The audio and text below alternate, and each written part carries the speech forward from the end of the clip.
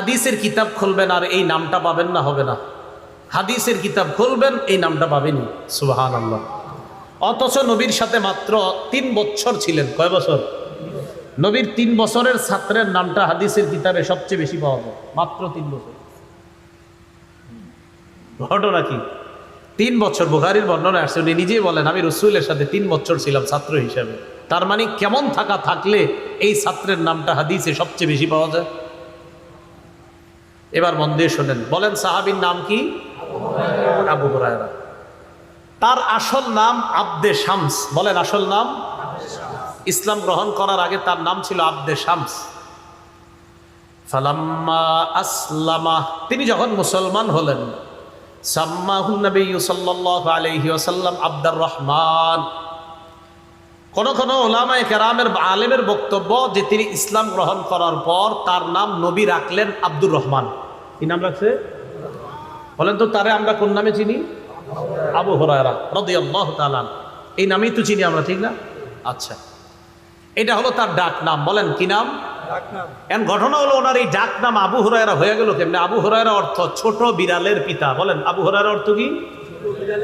ছোট বিড়ালের পিতা। হ্যাঁ, এই নাম কিভাবে হলো? এটাও হাদিস থেকে জানি আমরা। তিরমিজি শরীফের বর্ণনা 3840 নম্বর হাদিস, 3840। এই হাদিসের বর্ণনাকারী আব্দুল্লাহ ইবনে রাফি' রাহমাতুল্লাহি আলাইহি তিনি বলেন, ক্বুলতু লিআবি হুরায়রা রাদিয়াল্লাহু তাআলা আন লিমা কুন্নিতা আবা হুরায়রা। আবু হুরায়রা রাদিয়াল্লাহু তাআলা আনহুকে আমি জিজ্ঞাসা করলাম, আপনার ডাক নাম আবু হুরায়রা কেমনে হলো? আবু হুরায়রা রাদিয়াল্লাহু তাআলা আনহু যে জবাবটা দিলেন, মুখস্থ রাখবেন জবাবটা। তিনি জবাব দিলেন, কুনতু আরআ গানামা আহলি, আমি আমার পরিবারের মেষ চড়াইতাম। ওয়া কানাত লি হুরায়রাতুন সাগীরা, আমার ছোট্ট একটা বিড়াল ছানা ছিল, ছোট্ট একটা বিড়ালের বাচ্চা ছিল। কুনতু আদউহা বিল্লাইলি ফি শাজারা, রাতের বেলা এই বিড়ালের বাচ্চাটা একটা গাছের মধ্যে রেখে দিতাম। ফাইদা কানান নাহার যাহাবতু বিহা মাই, দিনের বেলা এই বিড়ালের বাচ্চাটা আমার সাথে নিয়ে যেতাম। ওয়া লাইবতু বিহা, এটার সাথে আমি খেলাধুলা করতাম। ফাকান্নাউনি আবা হুরায়রা, জনগণ আমার নাম দিয়ে দিল বিড়ালের পিতা, ছোট বিড়ালের পিতা। ওই যে খালি বিড়ালের বাচ্চা পালি, তাই জনগণ আমারে বলতে লাগলো আবু হুরায়রা মানে বিড়ালের পিতা, আবু হুরায়রা ছোট বিড়ালের পিতা। আর এই নামটা এত প্রসিদ্ধ হয়েছে, সারা পৃথিবীতে তার আসল নাম এখন কেউ জানে না, প্রায় মানুষ জানে না। তার এই নামটাই আল্লাহ প্রসিদ্ধ করে দিয়েছেন। বুঝে আসছিলেন? তাহলে জনগণ আমাদের নাম দিয়ে দিলেন কান্নাউনি আবা হুরায়রা, আমার ডাক নাম দিয়ে দিছে আবু হুরায়রা। তখন থেকে আমি আবু হুরায়রা, হাদিসের কিতাবে আবু হুরায়রা, ইতিহাসের কিতাবেও আমি আবু হুরায়রা। আবু হুরায়রা রাদিয়াল্লাহু তাআলা আনহুর এলাকা কোথায়? বলেন আমার সাথে, ইয়েমেনের দাউস। বলেন ইয়েমেনের দাউস নামক এলাকায় তার বাড়ি। ইয়েমেনের দাউস, এটারও একটা দলিল আছে। তিরমিজি শরীফের বর্ণনা 3838, কত হয়? 3838, মানে 3838। তো সুন্দর সহজে মনে রাখার জন্য 3838, 3838 নম্বর হাদিস। এই হাদিসের বর্ণনাকারী আবু হুরায়রা রাদিয়াল্লাহু তাআলা তিনি বলেন, ক্বালা রাসূলুল্লাহ সাল্লাল্লাহু আলাইহি ওয়াসাল্লাম মিম্মান আনতা ইয়া আবা হুরায়রা, আবু হুরায়রা তুমি কোন এলাকার মানুষ? আবু হুরায়রা জবাব দিলেন, মিন দাউস, হুজুর আমি দাউস গোত্রের মানুষ, আমি দাউস এলাকার মানুষ। দাউস হলো ইয়েমেনের এলাকা, একটা এলাকার নাম। বলেন তো আপনারা, আবু হুরায়রা যেই এলাকার মানুষ দাউস, ওই দাউসটা কোন জায়গায়? এই ইয়ামানবাসীর জন্য রাসূল সাল্লাল্লাহু আলাইহি সাল্লাম স্পেশাল বরকতের দোয়া করেছেন। তার মানে বরকতের এই দোয়াটা আবু হুরায়রা রাদিয়াল্লাহু তাআলা আনহুও পেয়েছেন। সহিহ বুখারীর 7094 নম্বর হাদিসের বর্ণনা। এই হাদিসের বর্ণনাকারী আব্দুল্লাহ ইবনে ওমর রাদিয়াল্লাহু তাআলা আনহুমা। আব্দুল্লাহ ইবনে ওমর রাদিয়াল্লাহু তাআলা আনহুমার বক্তব্য, তিনি বলেন, যাকারান নবী সাল্লাল্লাহু আলাইহি ওয়াসাল্লাম ফাকাল আল্লাহুম্মা বারিক লানা ফি শামিনা, আল্লাহুম্মা বারিক লানা ফি ইয়ামানিনা। قالوا وفي نجدنا قال اللهم بارك لنا في شأمنا اللهم بارك لنا في يمننا। রাসূলুল্লাহ সাল্লাল্লাহু আলাইহি সাল্লাম বললেন, আল্লাহ আপনি আমাদের শামে বরকত দেন, আমাদের ইয়েমেনে আপনি বরকত দেন। সাহাবীগণ বললেন, হুজুর নজদের জন্য একটু দোয়া করেন। নবী আবার দোয়ায় বললেন, আল্লাহ আপনি আমাদের শাম মানে বর্তমান সিরিয়া, আল্লাহ আপনি সিরিয়ায় বরকত দেন, ইয়েমানে বরকত দেন। সাহাবীগণ বললেন, হুজুর নজদের বরকতের দোয়া করেন। নবীজি তৃতীয়বার বলার পর বললেন, হুনাকা জালাজিল ওয়াল ফিতান, আরে নজদের মধ্যে প্রচুর পরিমাণ ভূমিকম্প হবে, ফিতনা হবে, বালা মুসিবত আসতে থাকবে, অবিহা ইয়াতলু করনুশ শায়তান, আর সেখান থেকে শয়তানের শিং উদিত হবে। এজন্য সেই এলাকার জন্য দোয়া করলেন না। বুঝাইতে চাইলাম আবু হুরায়রা রাদিয়াল্লাহু তাআলা আনহু যে এলাকার, সেই এলাকার বরকতের দোয়া কে করেছেন? নবীজি। খুব মন দিয়ে বুঝলে আশা করি কেউ আপনাদেরকে ইনশাল্লাহ কথাবার্তা যদি বলে অন্তত বলতে পারবেন যে যেই মানুষটার এলাকার বরকতের দোয়া নবী করলেন, এই মানুষটার সমালোচনা তুমি কিভাবে করো। এই তো গেল তার এলাকা। এবার আসেন তার খাদ্য। আবু হুরায়রা রাদিয়াল্লাহু তাআলা আনহুর খাদ্য, এই খাদ্যে যেন বরকত হয় এই দোয়াও নবী করছেন। তিরমিজি শরীফের বর্ণনা 3839 মানে 3839 এই হাদিসের মধ্যে আসছে, রাসূলুল্লাহ সাল্লাল্লাহু আলাইহি ওয়াসাল্লাম এক জায়গায় অবস্থান করতেছে। আবু হুরায়রা রাদিয়াল্লাহু তাআলা আনহু নবীজির কাছে আসলেন। আবু হুরায়রা রাদিয়াল্লাহু তাআলা আনহু বলেন, আতাইতু রাসূলুল্লাহ সাল্লাল্লাহু আলাইহি ওয়াসাল্লাম বিতামারাত, আমি রাসূলুল্লাহ সাল্লাল্লাহু আলাইহি সাল্লামের কাছে কিছু খেজুর নিয়ে আসলাম। খেজুরগুলা একটা মিজওয়াদের মধ্যে ছিল। আরবিতে মিজওয়াদ এর অর্থ হলো থলে বা একটা পাত্র, এই পাত্রের মধ্যে খেজুরগুলা ছিল। খুব বুঝেন, তিরমিজির 3839 নম্বর হাদিস। তো নবীজির কাছে আইসা আমি বললাম, উদুল্লাহ, হুজুর আল্লাহর কাছে একটু দোয়া করেন। কি দোয়া করবো? হুজুর আল্লাহর কাছে দোয়া করেন আল্লাহ যেন এটার মধ্যে বরকত দেয়। উদুল্লাহ ফিহিন্না বিল বারাকা, আপনি আমার এই খেজুরগুলাতে যাতে প্রচুর বরকত হয় এই দোয়াটা আপনি আল্লাহর কাছে করেন। একটু বুঝেন, আবু বকর সিদ্দিক রাদিয়াল্লাহু তাআলা আনহু খলিফা ছিলেন প্রায় 2 বছর ধরে আমরা, বা একটু কম বেশি। ওমর ফারুক ছিলেন 10 বছর, ওসমান 11-12 বছর, 12 যদি ধরি, 10 আর 12 22, আবু বকরের 2 প্রায় 24। তো একটু বুঝে নিবার, রাসূলুল্লাহ সাল্লাল্লাহু আলাইহি সাল্লামের কাছে আবু হুরায়রা আসছে। দেখেন মনে রাখবেন কিন্তু, আবু বকরের খেলাফত, ওমরের খেলাফত, ওসমানের খেলাফত। কেন বললাম একটু পরে বুঝবেন। আবু হুরায়রা রাদিয়াল্লাহু তাআলা আনহু খেজুর নিয়ে আসলেন, বললেন হুজুর বরকতের দোয়া করেন।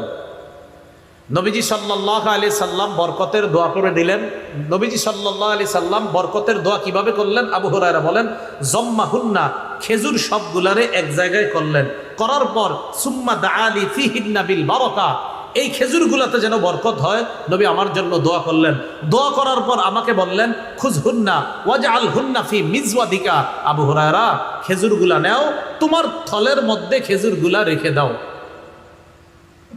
আবু হুরায়রা বলেন, থলের মধ্যে রাখলাম। রাখার পর নবীজি আমারে বললেন, শোনো, কুল্লামা আরাদতা আন তাকুলা মিনহু, তুমি যখনই খেজুর খাইতে চাইবা, আদখিল ফিহি ইয়াদাকা, তখনই তোমার হাতটা থলের মধ্যে ঢুকাইবা, প্রবেশ করাইবা, সেখান থেকে খেজুর নিবা, খাইবা। ওয়ালা তানসুরহু নাসরা, কখনো এই ঝুড়িটা, এই থলেটা, এই প্লেটটা, পাত্রটা এইভাবে ঝেড়ে ফেলে দিও না, তুমি খালি হাত দিবা আর খেজুর নিবা। কথা বুঝে আসছেন? এবার আসেন খেলাফতের আমল কেন বললাম। আবু হুরায়রা বলেন, এইভাবে দোয়া করে দেওয়ার পর আমি ওখান থেকে হাত দিতাম, আল্লাহর রাস্তায় খেজুর দান করতাম। কুন্না নাকুলু, আমাদের পরিবারের সবাই খেজুর খাইতাম। অনুতইমু, অন্যদেরকেও খেজুর খাওয়াইতাম। আবু হুরায়রা বলেন, শুধু তাই নয়, এইভাবে চলতেছিল, আমি খেজুর খাইতাম, অন্যদেরকে খেজুর খাওয়াইতাম। লা ইউফারিকু হাকবি, আমার খেজুরের এই থলেটা আমার কোমর থেকে কখনো আলাদা হইতো না। হাত্তা ইদা কানা ইয়াউমু কতলি ওসমান, যেদিন হযরতে ওসমান শহীদ হয়ে গেলেন, ইন্নাহু ইনকাতা, খেজুরের থলেটা এখান থেকে সরে গেছে, পড়ে গেছে, এর মানে তখন ঝরে পড়ে গেছে। ওই যে রাসূল বলছিলেন একবারে ঝেড়ে ফেলে দিও না, কিন্তু ওসমান যেদিন শহীদ হয়েছে ওই দিন আমার থেকে এটা ছুটে পড়ে গিয়েছে। এর আগ পর্যন্ত আমি কখনো দেখি নাই ভিতরে, শুধু হাত দিতাম, আর যত পরিমাণ খেজুর দরকার আমি খাইতাম, অন্যকে খাওয়াইতাম, আল্লাহর রাস্তায় দান করতাম। আবু হুরায়রা দেশেও বরকত, খাদ্যেও বরকত, কারে নিয়ে সমালোচনা, এটার একটা কারণ আছে। হাদিস অস্বীকারীরা এই সাহাবীদের সমালোচনা যদি করতে পারে, তারে যদি সমালোচনা আনতে পারে যারা হাদিস অস্বীকার করে, ইদানিং তো এই ফিতনা ভয়ঙ্কর। তো যে আবু হুরায়রার সমালোচনা যিনি করেছেন তিনি একজন হাদিস অস্বীকারী, তাকে যদি সমালোচিত করা যায় তাহলে আপনার বুখারীর হাদিস কিছু আবু হুরায়রার বর্ণনাকৃত হাদিস বেশি, তখন এটার উপরে আঘাত করা যাবে। আল্লাহ আমাদেরকে তাদের ফিতনা থেকে হেফাজত করেন, আল্লাহ তাদেরকে বুঝদান করেন। তাহলে আবু হুরায়রা যে দেশে সেখানে বরকত, তার খাদ্যেও বরকত। এখন আসেন, আবু হুরায়রা রাদিয়াল্লাহু তাআলা আনহু এবং তার মা, তাদের জীবনেও কি পরিমাণ রসুলের দোয়ার প্রভাব আর বরকত এবার একটু দেখে নিই। মুসলিম শরীফের বর্ণনা 2491 নম্বর হাদিস আমাদের মাদ্রাসার পাঠ্যপুস্তক অনুসারে, আর আপনাদের ওই পকেটের মোবাইল অনুসারে 6290 নম্বর হাদিস। এই হাদিসের মধ্যে আসছে আবু হুরায়রা রাদিয়াল্লাহু তাআলা আনহু বলেন, কুনতু আদউ উম্মি ইলাল ইসলাম, আমি আমার আম্মাকে ইসলামের দাওয়াত দিতাম। এই হাদিসটা সবাই মন দিয়ে শুনেন। আমি আমার আম্মাকে ইসলামের দাওয়াত দিতাম, ওয়াহিয়া মুশরিকা, আম্মা ছিলেন মুশরিকা। ফাদাউতুহা ইয়াওমা, একদিন আমি আম্মাকে দাওয়াত দিলাম। ফাসমাতনি ফি রাসূলিল্লাহি সাল্লাল্লাহু আলাইহি ওয়াসাল্লাম মা আকরা, একদিন আমি দাওয়াত দেওয়ার পর আল্লাহ নবীর ব্যাপারে এমন এমন কিছু শব্দ আমারে শোনায় দেয় যে কথাগুলো আমার পছন্দ হয় নাই। আমি দাওয়াত দিই আম্মারে, একদিন দাওয়াত দিছি, নবীজির ব্যাপারে এমন এমন কথা বলছে আমার খুব খারাপ লাগছে, ছি ছি, নবীর ব্যাপারে এগুলো কি বললো আমার আম্মা। তো যখন রসুলের ব্যাপারে উল্টা পাল্টা কথা বলছে, আমি দৌড়ে নবীজির কাছে গেলাম। আতাইতুন নবী সাল্লাল্লাহু আলাইহি ওয়াসাল্লাম ওয়া আনা আবকি, আমি কাঁদতে কাঁদতে রসুলের কাছে গেলাম, কান্নারত অবস্থায় চোখের পানি পড়তেছে। নবীজির সামনে গিয়ে বললাম, উদউল্লাহা আইয়াহদিয়া উম্মা আবি হুরায়রা, হুজুর আল্লাহর কাছে একটু দোয়া করেন, আল্লাহ যেন আবু হুরায়রার মাকে হেদায়েত দিয়ে দেন। কি হইছে আবু হুরায়রা? হুজুর কুনতু আদউ উম্মি ইলাল ইসলাম, আমার আম্মারে আমি ইসলামের দাওয়াত দেই। ফাতাবা আলাইয়া, আম্মা বারবার দাওয়াত অস্বীকার করে। ফাদাউতুহাল ইয়াউমা, আজকে আম্মাকে দাওয়াত দিলাম। ফাসমাতনি ফিকা মা আকরাহু, আম্মা আপনার ব্যাপারে এমন কিছু শব্দ বলছে এগুলো আমার পছন্দ হয় নাই, তাই আমি আপনার কাছে আসছি, আপনি একটু আল্লাহর কাছে দোয়া করেন, আল্লাহ যেন আমি আবু হুরায়রার মাকে হেদায়েত দিয়ে দেন। নবীজি সাথে সাথে বললেন, আল্লাহুম্মা হদি উম্মা আবি হুরায়রা, আল্লাহ আপনি আবু হুরায়রার মাকে হেদায়েত দিয়ে দেন। আবু হুরায়রা বলেন, ফাখরাজতু মুস্তাবশিরান বিদাওয়াতি রাসূলিল্লাহি সাল্লাল্লাহু আলাইহি ওয়াসাল্লাম, খুশিতে আমি দৌড় দিলাম আল্লাহ নবীর দোয়া, এই দোয়ার কারণে আমি এত খুশি হইলাম, তাড়াতাড়ি বাড়ির দিকে দৌড় দিলাম, বাড়িতে রওনা করলাম। ফাসরিআতু ইলাল বাব, ফাসরিআতু ইলাল বাব, বাড়িতে গেলাম, দরজার সামনে গেলাম। ওয়া হুয়া মুজাব, গিয়ে দেখি দরজাটা বন্ধ, বাড়ির দরজা। কিরে দরজা বন্ধ কেন? একটু পরে আমি বুঝতে পারলাম, সামিআত উম্মি খাশফা কাদামাইয়া, আম্মা আমার পায়ের আওয়াজ শুনছে ভিতর থেকে। আম্মা আমারে খুব সুন্দরভাবে বলতেছে, মাকানাকা ইয়া আবু হুরায়রা, বাবা আবু হুরায়রা যেখানে আসো সেখানে দাঁড়িয়ে থাকো। সুবহানাল্লাহ, কথা একটু নরম নরম, ঘটনা কি মনে কিছু একটা হইতেছে। আবু হুরায়রা বলতেছে, আম্মা বলতেছে, আবু হুরায়রা যেখানে আসো সেখানে দাঁড়িয়ে থাকো। আবু হুরায়রা বলেন, সামিআতু খাদখাদাতাল মা, আমি পানির টপ টপ আওয়াজ শুনতেছি।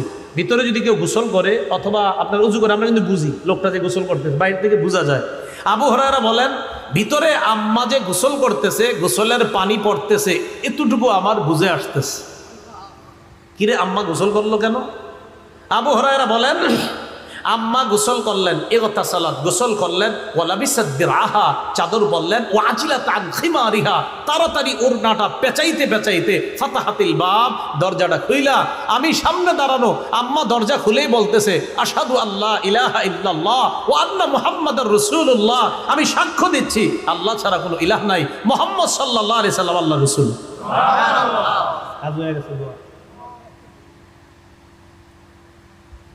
তো যেই সাহাবী আর তার মা এই অবস্থা হয়েছে, এবার দেখেন পুরাটা শেষ হয়নি। আবু হুরায়রা যখন মা এটা বলছে, ঘরে না ঢুইকা আবার দৌড় নবীজির কাছে। আগের বার দৌড় দিছে, যাওয়ার পরে কি অবস্থায় ছিল? চোখের পানি। আবু হুরায়রা বলেন, আজকে যে আমি গেলাম, এই যে এখন যে আবার গেলাম আম্মার সামনে থেকে, ও আনা আবকি মিনাল ফারাহ, এখনো কাঁদতেছি, তবে এটা খুশির কান্না। আগে গেছি কাঁদতেছি, এখনো কাঁদতেছি, এটা খুশির কান্না। আমি নবীজির কাছে গিয়ে বললাম, ইয়া রাসূলুল্লাহ, সুসংবাদ গ্রহণ করেন, ইস্তাজাবাল্লাহু দাওয়াতাক, আল্লাহ আপনার দোয়া কবুল করেছেন। ওয়া হাদা উম্মা আবি হুরায়রা, আবু হুরায়রার মাকে আল্লাহ হেদায়েত দিয়েছে। নবীজি হামিদাল্লাহ, আল্লাহর প্রশংসা করলেন, ওয়াসনা আলাই, এবং আল্লাহর শুকরিয়া আদায় করে প্রশংসা সুলভ কিছু বাক্য বললেন। আবু হুরায়রা রাদিয়াল্লাহু তাআলা আনহু বলেন, ইয়া রাসূলুল্লাহ, আরেকটা আবদার ছিল আপনার কাছে। কি আবদার? তোমার আম্মা মুসলমান হয়েছে, আর কি? উদউল্লাহ, হুজুর আল্লাহর কাছে আরেকটা দোয়া করেন। কি? উদউল্লাহ আইয়ুহাব্বিবানি আনা ওয়া উম্মি ইলা ইবাদিহিল মুমিনিন ওয়া ইউহাব্বিবাহুম ইলাইনা। ইয়া রাসূলুল্লাহ, আল্লাহর কাছে আপনি দোয়া করেন, আল্লাহ যেন আমাকে আর আমার মাকে পুরা দুনিয়ার সমস্ত ইমানদারদের কাছে ভালোবাসার পাত্র বানায়া দেয়।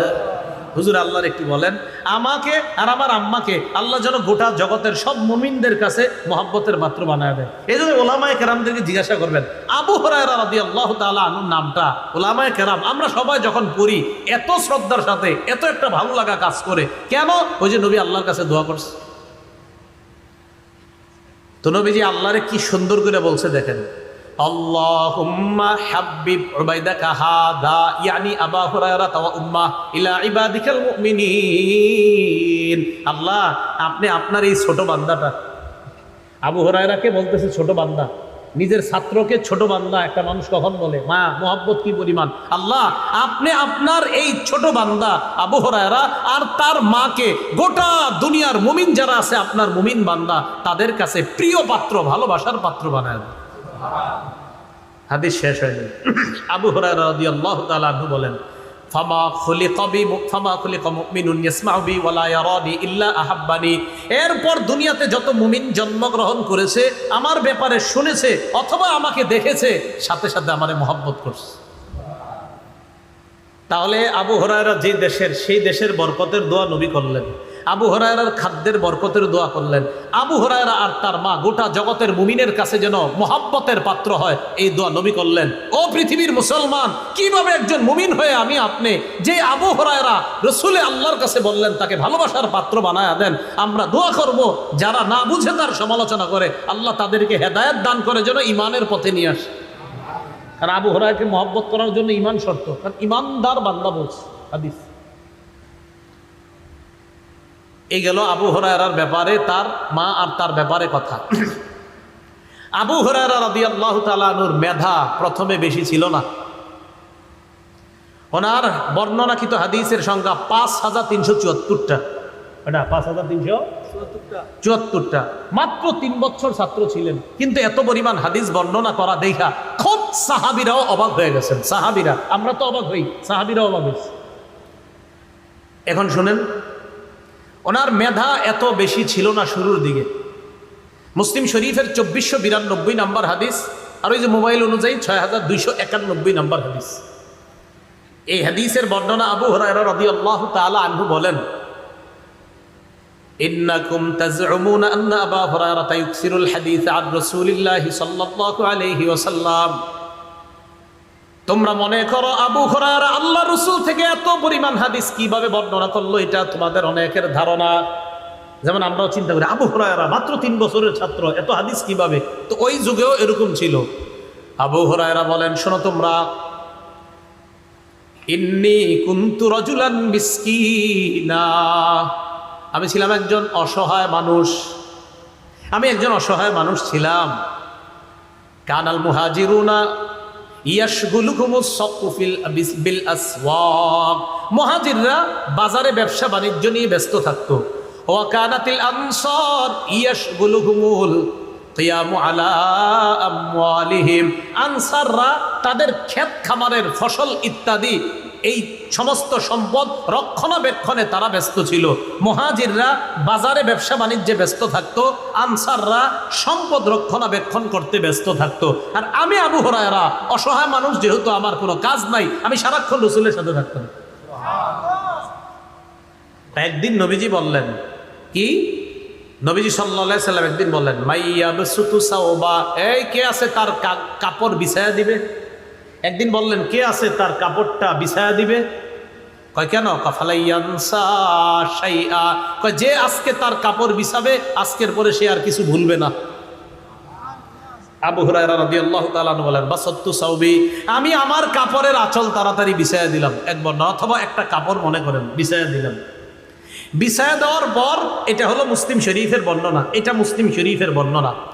বুখারীর বর্ণনা 119 নম্বর হাদিসের বর্ণনা। আবু হুরায়রা নবীজিকে বললেন ইয়া রাসূলুল্লাহ সামিআতু মিনকা হাদিসান কাসীরা ওয়া আনসা, হুজুর আপনার থেকে এত হাদিস শুনি আমি কিন্তু ভুলে যাই, আপনার থেকে প্রচুর পরিমাণ হাদিস শুনি কিন্তু আমি ভুলে যাই। নবীজি বললেন উবসুত রিদাআক, আবু হুরায়রা তোমার চাদরটা বিছাও। আবু হুরায়রা বলেন আমি আমার চাদরটা বিছাইলাম, সবাই তাকান মনে করেন এটা চাদর, বিছাইলাম। বিছানোর পর আমার দুই হাতের দিকে তাকাইতে হবে। চাদর বিছানোর পর গরফা বিয়াদাইহি, নবীজি দুই হাত দিয়ে এইভাবে কি জানি ঢাললেন, কিছু না কিন্তু হাতে কিচ্ছু নেই, এরকম করছে। এইভাবে করার পর নবী বললেন আবু হুরায়রা জুম্মু, এটা পেঁচাও। তো এইভাবে পেঁচাইলাম, পেঁচানোর পর বললেন এবার তোমার সাথে মিলাও। বুখারীতে আছে ফাযসামামতু ইলাইয়া, বুখারী শরীফের 119 নম্বর হাদিসের মূল কিতাবে উলামায়ে কেরাম দেখবেন বাইনা সাত্রাইনে ছোট্ট করে লেখা আছে ইলা সদরি, আমি এই কাপড়টাকে আমার বুকের সাথে মিলাইলাম। শোনো দুনিয়ার মানুষ, ফামা নাসিতু শাইআন বাদা, আনসাররা তাদের সম্পদ নিয়ে ব্যস্ত থাকতো, মুহাজিররা তাদের ব্যবসা নিয়ে ব্যস্ত থাকতো, আমি রসুলের সাথে লেগে থাকতাম। রসুল একদিন চাদরে কি দিলেন তাও জানি না, বললেন চাদর বুকের সাথে মিলাও, আমি মিলাইলাম। ফামা নাসিতু শাইআন বাদা, ওই দিনের পরে আমি আর কোনো কিছু ভুলি না। বুঝাইছিনি কেন বেশি?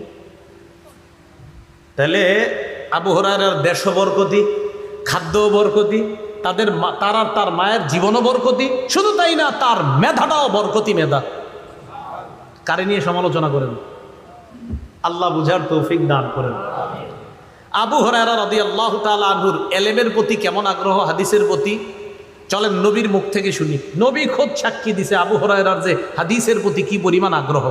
সহিহ বুখারীর 99 নম্বর হাদিস, এই হাদিসের মধ্যে আসছে আবু হুরায়রা রাদিয়াল্লাহু তাআলা নবীজিকে প্রশ্ন করলেন, হাদিসটা শুনেন।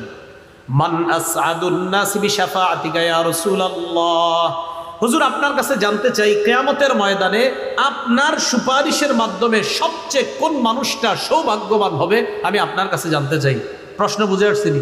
আবার বলছি ইয়া রাসূলুল্লাহ, কিয়ামতের ময়দানে আপনার সুপারিশের মাধ্যমে কোন ব্যক্তিটা সবচেয়ে সৌভাগ্যবান হবে? নবীজি জবাবটা কি দিলেন আগে শোনেন। আবু হুরায়রা লাকাদ জানান্তু আল্লা ইয়াসআলানি আহাদুন আউয়ালু মিনকা, আবু হুরায়রা আমি জানতাম এই জাতীয় প্রশ্ন তোমার আগে অন্য কেউ করতে পারে না। আমি জানতাম আমার আবু হুরায়রার পক্ষেই এই জাতীয় প্রশ্ন করা সম্ভব। কয় কেন জানো? লিমা রাআইতু মিন হিরসিকা আলাল হাদিস, কারণ আবু হুরায়রা আমি দেখছি অন্যান্যদের চাইতে হাদিসের প্রতি তোমার আগ্রহ কি পরিমাণ বেশি। এটা কার বক্তব্য? নবী বলতেছে আবু হুরায়রা এই প্রশ্ন যে তুমি করবা এটা আমি ধারণা করছি, কারণ এই জাতীয় প্রশ্ন তো আমার আবু হুরায়রাই করতে পারে।